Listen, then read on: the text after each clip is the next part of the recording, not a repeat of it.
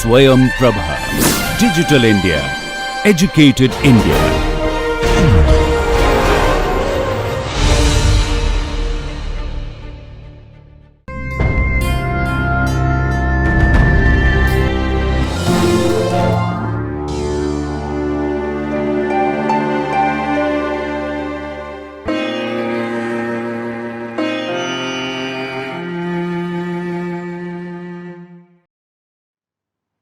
Welcome dear students. This is a video for the subject of education, for the course of Bachelor's in Education and for the paper of Conceptual Foundations of Education. Here we are going to have a discussion on philosophical basis of education, and we will be studying the Existentialism School of Philosophy and its educational implications. This video lecture has been recorded by Dr. Iram Khan. The course coordinator and the presenter for this video is Dr. Iram Khan from Jamia Millia Islamia, New Delhi. The academic expert or the reviewer for this video is Professor Jasim Ahmed from Jamia Millia Islamia, New Delhi. This video lecture has been produced under the project naming DTH Swayam Prabha Channels of MHRD, New Delhi. Hello dear learners. Today we are going to have a discussion on philosophical basis of education, and in this lecture we will be discussing existentialism, which is a major school of philosophy, and here we are going to have a study of the school of philosophy and its educational implications. I am Dr. Iram Khan, Assistant Professor at IASC Faculty of Education, Jamia Millia Islamia, New Delhi. So let us start the discussion. The objectives of this session are to discuss the meaning of existentialism school of philosophy, explain the various aspects of existentialism school of philosophy related to education, and to elaborate the significance of existentialism with respect to education. So first of all, let us see that what exactly this term existentialism is actually having, all those meanings and all those things which are related to it, and what exactly it is concerned to. So the nature of reality for an existentialist is a person who believes in existentialism. So for the nature of this reality for an existentialist is subjective, and it lies within the individual. The physical world has no inherent meaning outside of human existence. So they believe in this point that there is no any inherent meaning outside of human existence, and this physical world is meaningless if there is no human existence. So individual choices and individual standards rather than external standards are central. Existence basically comes before any definition of what we are. So here, uh, uh, basically, if we are an existentialist, we define ourselves in relation to that existence by the choices we make. We should not accept anyone else's predetermined philosophical system. Rather, we must take responsibility for deciding who we are. So basically, every single thing is decided by the person whose existence here is in question. So the focus is on freedom, the development of authentic individuals as we make meaning of our own lives. So there are several different orientations within the existentialist philosophy. Soren Kierkegaard, he was basically a Danish philosopher. He is considered to be the founder of existentialism.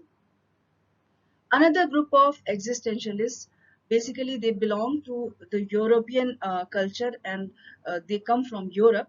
They believe that we must recognize the fitness of our lives on that small and fragile planet rather than believing in salvation through God. So our existence is not guaranteed in an afterlife. So there is tension about life and the certainty of death, of hope or despair. Values clarification is an outgrowth of this movement. So these are few of the facts which are related to existentialism. And here we have seen that Soren Kierkegaard, he is considered to be the founder of existentialism. So now let us see that who are those people, who are those famous existentialist philosophers who have contributed a lot in the development of this school of philosophy. Outside India, if we go ahead and see, then there are people like Jean-Paul Sartre, Soren Kierkegaard, and Friedrich Nietzsche, then Dostoevsky, Martin Heidegger, and there are many more people who actually believed in this school of philosophy. In India, if we come to our country and just try to see that who are those people who actually believed in this school of philosophy, the name of Radhakrishnan, Sarvapalli Radhakrishnan, is on the apex. Though this philosophy is considered to be a thought process which is influenced by Western culture, so existentialist philosophers are mostly belonging from the West. But still in India, we have found some sort of influences which is seen in few of those people who are very much eminent. If we talk about them, then it will not be wrong that these people were also believing in this, in somehow they believed in this school of philosophy. So Radhakrishnan, Sarvapalli Radhakrishnan was influenced by this philosophy. And Radhakrishnan and the existentialist uh, philosophers, they both emphasize on the immense potentialities of human beings. Radhakrishnan maintains that man must be transformed and transmuted to a higher level of existence in course of evolution. Human being's greatness is not in what he is, but in what he can be. So basically, by this statement, you can just see that how they have discussed how they believed in the greatness of human being and what exactly is the strength of human being in terms of the futuristic way in which he or she can perform. Then some of the Indian philosophies which are very much prominent, like the philosophy of Bhagavad Gita, and Buddha. And in the modern teachings of Radhakrishnan, we have seen here, they also talk about some sort of existentialism. So Bhagavad Gita's philosophy is also very much influenced by some sort of existentialism. After the World War II, the French philosopher Jean-Paul Sartre suggested that for the youth, the existential moment arises when these young persons realize for the first time that choice is theirs and that they are responsible for themselves. Their growth is actually very much uh, in cognizance with their own selves. So they are responsible for themselves. When this particular point is arised, then they have got kind of existential movement. Their question becomes, who am I and what should I do? So this type of questions start coming to their minds. Related to education, the subject matter of existentialist classrooms should be a matter of personal choice. Teachers view the individual as an entity within a social context in which the learner must confront others, basically the views of others, to clarify his or her own views. So the character development emphasizes individual responsibility for making decisions. Real answers come from within the individual and not from outside or the authority. They basically start taking their own decisions. Examining life through authentic thinking involves students in genuine learning experiences. Existentialists are opposed to thinking about students as objects to be measured, to be tracked, or to be standardized. Such educators want the educational experience to focus on creating different type of opportunities for self-direction and self-actualization.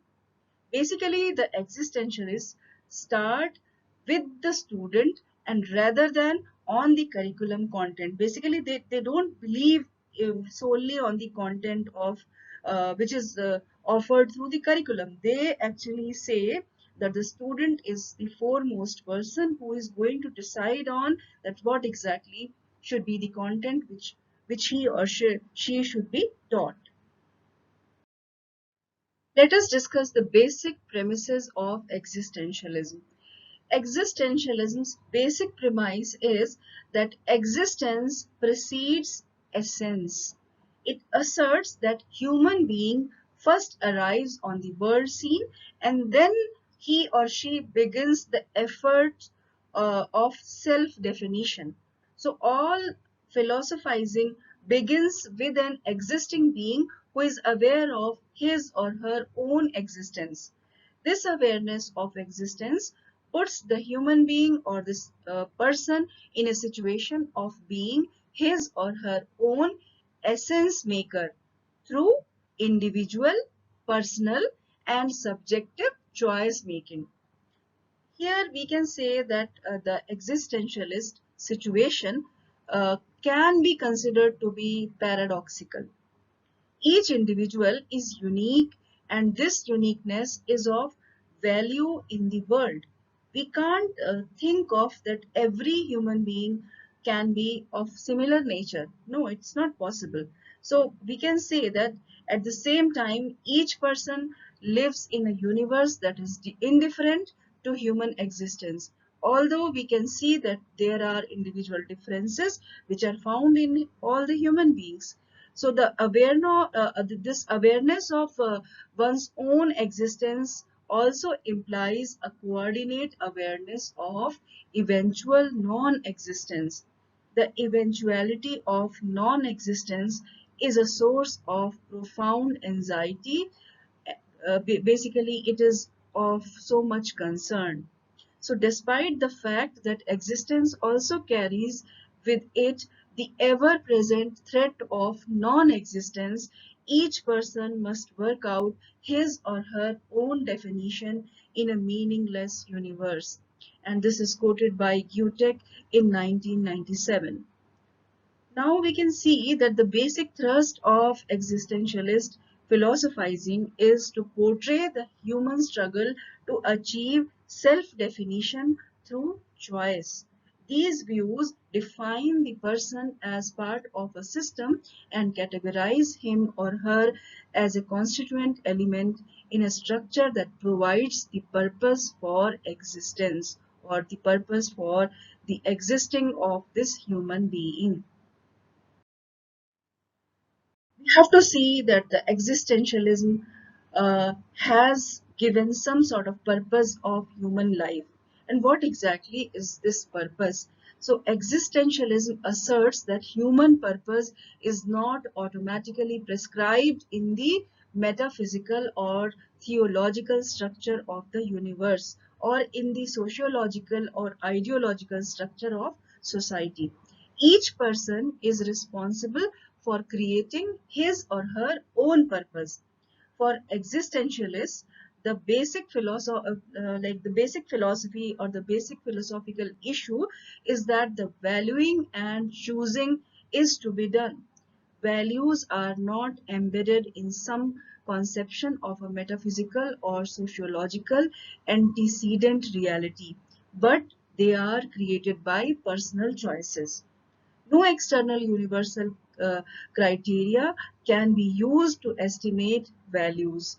The quest of an existentialist education is to cultivate an authentic person who is aware of freedom and the every choice is an act of personal value creation.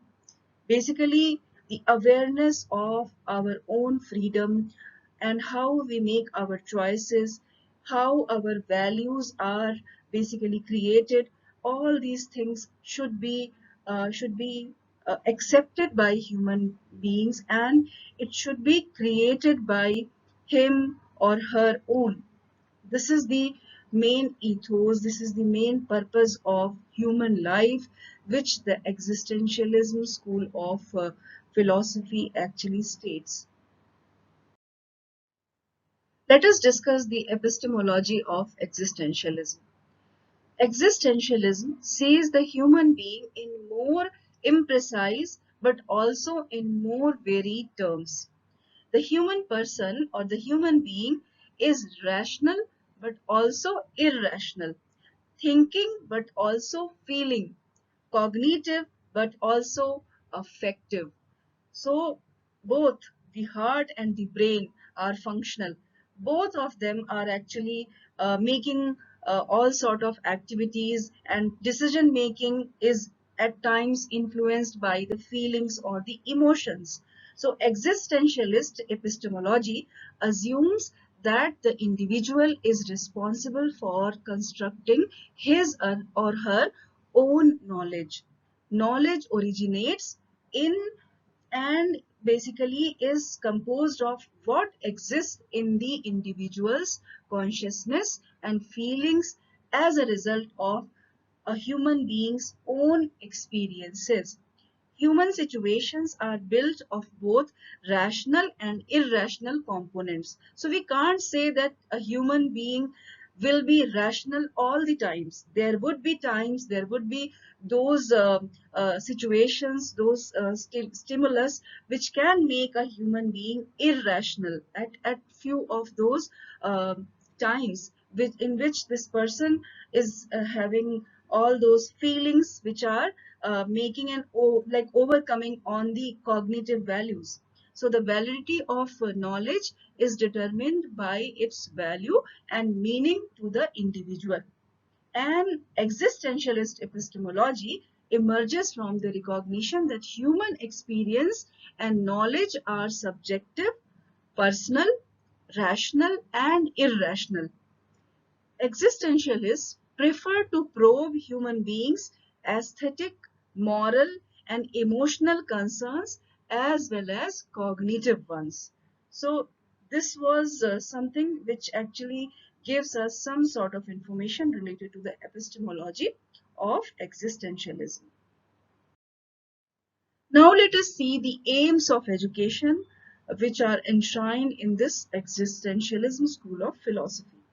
According to existentialism, the primary aim of education is the making of a human person as one who lives and makes decisions about what he or she will do and what he or she will be. So the aims are uh, basically varied. So let us see what exactly these aims can be. The first aim can be that basically this aim is that the aim of education is to lead an authentic life.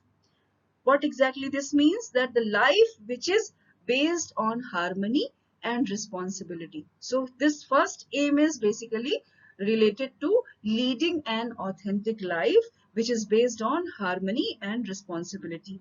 The next aim is education for life, where uh, getting himself or herself educated is told to be the very important aim uh, of the life of a person who believes in existentialism.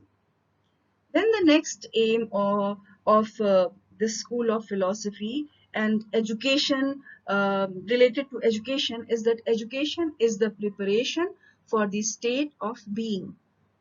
State of being, how we actually portray ourselves in the society.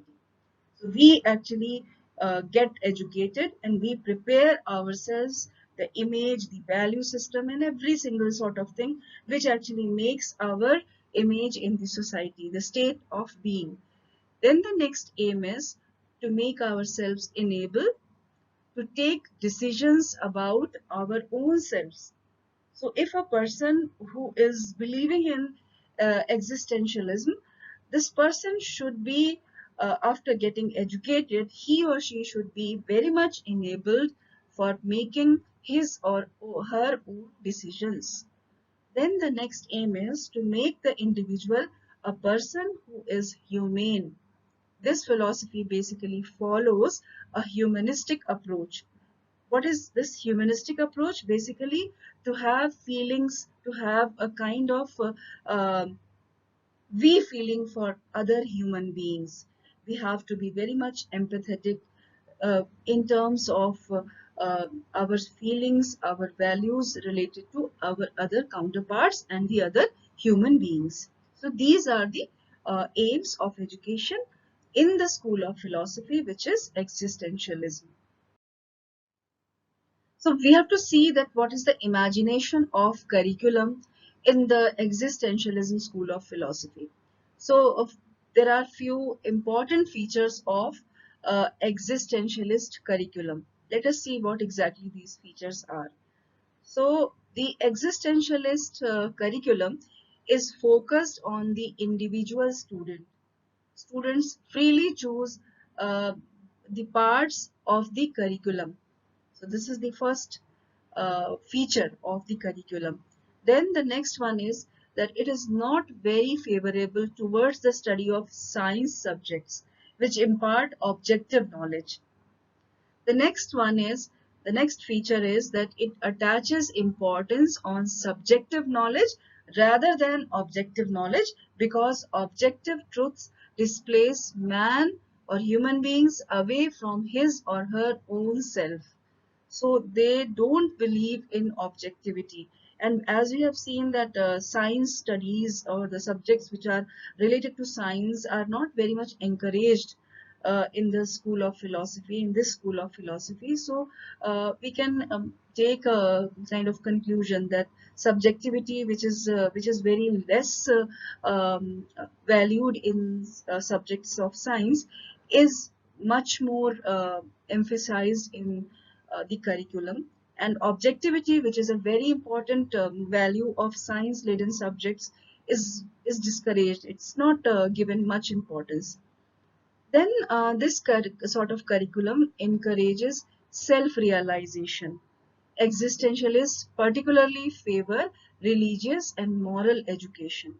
So self-realization or self-actualization, these type of things, if we talk about all these things, then religious and moral education is very much strengthened, and it is considered to be the giver of self-realization. So that has been given a lot of emphasis in this school of philosophy, in the curriculum which is influenced by the school of philosophy. Then this curriculum strongly recommend the teaching of humanities, ethics, art, literature, drama, music, and social studies, which is very much evident that why these subjects are much more given much more importance. Then mastering of 3 R's at elementary stage and teaching of foreign language, logic, sociology, anthropology, music and art, mathematics and philosophy at higher level is proposed by the existentialist school of philosophy laden curriculum. Here the 3 R's are reading, writing and arithmetic.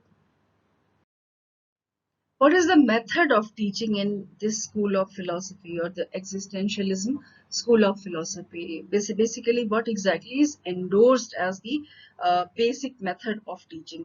So, existentialism encourages child-centered education. Existentialist educators want the educational experience to focus on creating opportunities for self-direction and self-actualization. So, because the aim is to get the self-actualization and the self-direction, the teaching methods will be influenced of the thought that we have to gain self-actualization. So, what can be those methods? The first method which is suggested is the Socratic method in classroom teaching. What exactly is the Socratic method? At times we call the Socratic method as the question answer method also. So in the Socratic method, the teacher seeks to draw the information from learners by means of skillfully directed questions.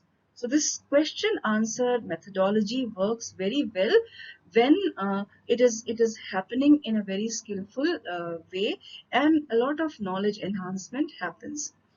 Then the next thing is that learning is considered to be self-paced, self-directed, and it includes a great deal of individual contact with the teacher. Then uh, it includes asking questions, refining answers, asking more questions, and probing the issue until some acceptable conclusion is acquired, or the class has reached to an acceptable conclusion. Then a kind of inward questioning or self-questioning is encouraged by the teacher to awaken the awareness in the learner. Self-questioning makes a kind of process which actually ends to make a student or a learner get to the self-realization process. So the self questioning is very much given importance. A lot of importance is given to self questioning. Then this method of teaching also allows the students the freedom of choice and provides the student with experience that will help him or her to know himself or herself and recognize himself or herself's being. What is the being, the whole being, or you can say the whole personality is all about the realization of this his or her own personality is considered to be the foremost aim. And the teaching method gives a kind of freedom of choice and preferences, and basically it provides all those sort of experiences which can help the person to recognize his or her own personality or his or her own being. So this was all about the method of teaching, which is considered to be very important in existentialism. We have to see the role of teacher in existentialism. Like once we have seen the method of teaching in a very vivid way, we have to see that what exactly this teacher has to do in the school or in the society where the education is being being done or being transferred from one person to another, and the first person is taking the role of the teacher. So what exactly will be his or her role? So the existentialist teacher attempts to inculcate in pupils or in students a sense of autonomy, as well as it gives them tools that they can use to forge their own set of moral principles and define their own destiny, their own thought process, their own personalities. So there can be few roles which the teacher has to play, some important roles of a teacher in a society which is influenced by the existentialism school of philosophy. So the first role can be to help students define their own essence by exposing them to various paths they may take in life. So this is the foremost and the first role. The second one is to help the students to be original and authentic in developing values instead of imposing the values of him or her. Like if the teacher is having certain values, this teacher is not going to impose any of the values on the students. Basically, this teacher will be helping the students to get to the original and authentic values of his or her own, and he or she will not impose any of the values which he or she is having. So in this way the student is going to come to a set of values which will be very much original, very much authentic. Then the next rule is that the existentialist teacher should develop the ability to choose, that is for making good choices in the learners. So this teacher should enshrine the value which will incline the student or the learner towards making good choices. So if the teacher makes the student enlightened, the student will be making good choices for him or her. So the next role is for a teacher is to educate the student to learn to face the consequences of his or her own choice. So if somebody has made some choice, he or she should lie or should stand with the choice which this person has made, and all these consequences, all the repercussions should also be accepted by the person, because the choice is made by him or her own. So taking the responsibility of her or his own choices should also be something which should be transferred from the teacher to the student. Then the next role is to guide and to counsel the students to attain realization of inner self through his or her free existence. Then existentialist teacher should not influence the students. Basically, he or she should only guide the students, not influence him or her. So teachers are only resource that the student may choose to use for assistance. So this is something which actually gives a lot of importance to the student, where he or she has got a lot of choice in terms of even choosing a teacher for himself or herself. So this was all about the role of teacher in Existentialism School of Philosophy. So with this, we have now reached to the summary of this lecture. Existentialism is something which we have studied here, and let us just take a quick recap what we have studied. Existentialism is a form of philosophical inquiry that explores the nature of existence by emphasizing experience of the human subject or the human being. Not merely the thinking subject, but the acting, feeling, uh, living or life of a human individual. Every single sort of thing is basically considered or explored in this school of philosophy. The basic thrust of existentialist philosophizing is to portray the human struggle to achieve self-definition through making choices, his or her own choices. Then the quest of an existentialist education is to cultivate an authentic person who is aware of freedom and that every choice is an act of personal value creation. Existentialists prefer to probe human beings' aesthetic, moral, and emotional concerns as well as cognitive ones. The primary aim of education is the making of a human person as one who lives and makes decisions about what he or she will do and will be. Curriculum of existentialism is also discussed. We have seen the important features of the curriculum, which is endorsed by existentialism, and we have also seen the methods of teaching, which are uh, which are very much focused, and also the role of teacher. So we have seen that the school of philosophy is a very strong one, which provides opportunity to make self-realization by the human beings. These are few of those references and suggested links which were considered while preparation of the lecture. You can also go ahead and see in detail that what exactly this philosophy, which is very much kind of elaborate in nature, and it is having a lot of depth, is all about. So a study of all those literatures which are suggested here can be done by you all for making a much more elaborate idea on this school of philosophy.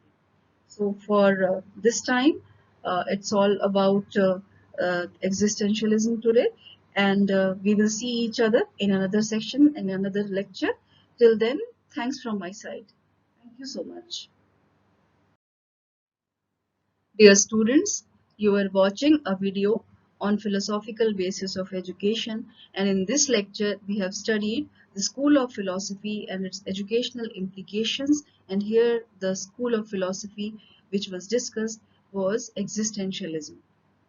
This video lecture was recorded by faculty at home during the national lockdown period for COVID-19 pandemic using minimal technical resources.